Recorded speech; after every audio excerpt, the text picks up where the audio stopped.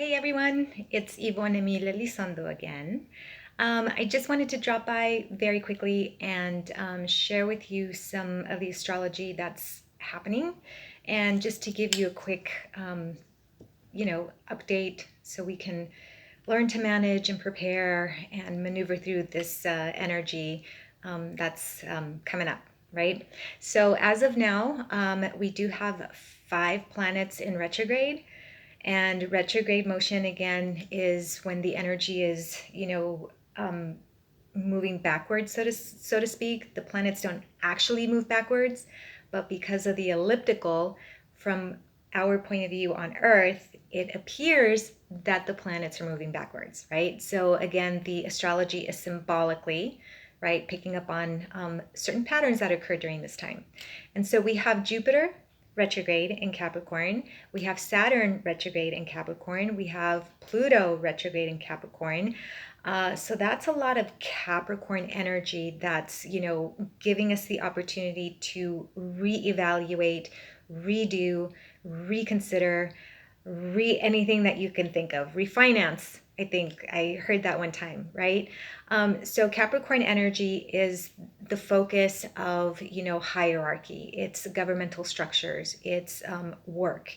It's getting things done, right? And so these 3 planets are quite intense in what they bring. So Jupiter expands the energy typically. It's a positive planet, but in Capricorn it has a really difficult time expanding in a constructive manner, right? Because Capricorn is about, rules, regulations, getting things done, responsibility, structure, and Jupiter is about growing and expanding, right? So they don't go very well together. So Jupiter is kind of out of whack. Saturn is in Capricorn, and this is Saturn's home place, one of the two. Aquarius is the other place, but Saturn in Capricorn is very strong. It's home. Saturn creates boundaries. It creates restriction, right? So in Capricorn, it's hanging out, doing wonderfully, okay? But it's in retrograde motion, which means that, again, it's going to be a time of possibly re-experiencing those challenges, those barriers, delays, like you would not believe. Delay after delay after delay, right? Anyways, so that's what Saturn does. And then we have Pluto, and Pluto is intensifying energy. It either makes things really big or really microscopic.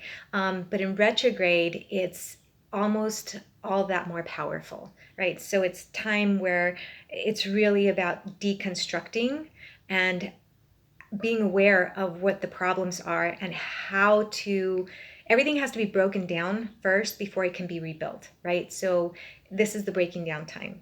And in Capricorn, Pluto is doing pretty well at breaking down the hierarchies, government structures, politics, social aspects. So it's really doing a good job of breaking things down.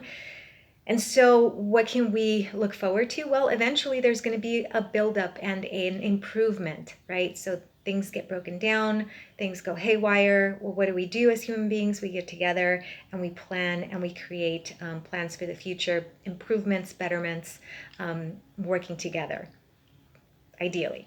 Okay. We also have Neptune in retrograde, and Neptune is that energy that can, cause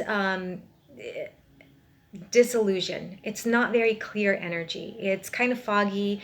It doesn't. It might make you believe something is right when it actually isn't. It's kind of like this nebulous type of energy. And when it's in retrograde, it's really internalized, right? So it's about maybe you feeling foggy and you feeling, not that great of an energy. And in Pisces, it really, it creates more of that watery, it's kind of like you're underwater. Ever been underwater and you open your eyes and you can't see anything because it's all mucky? Okay, yeah, that's kind of what it feels like right now. So Neptune, things may not be all that clear just yet, right? Again, be cautious not to internalize too much, not to overreact or be overly compassionate, overly concerned. This isn't a time to do that.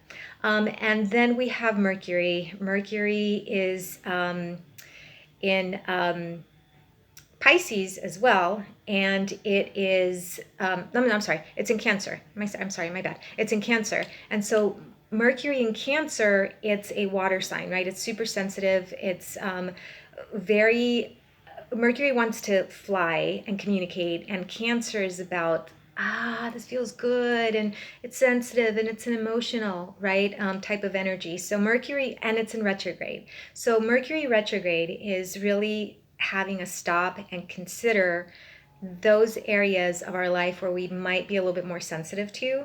We might be a little bit more prone to overreact. We might be a little bit more prone to, dive into that crab shell, which is Cancer, and kind of push everything away. Overthinking, being overly anxious during this time, same thing, right? However, an important part of this Mercury retrograde is that it is squaring. It's at 90 degrees connection with Mars in Aries. Mars in Aries, it's like Mars is the god of war, and Aries is let's go to war. And so we have this very heated potential energy, right? So when Mars is squaring, when Mercury is squaring Mars in Aries, in Mars's home sign, be aware you may have some very heated conversations.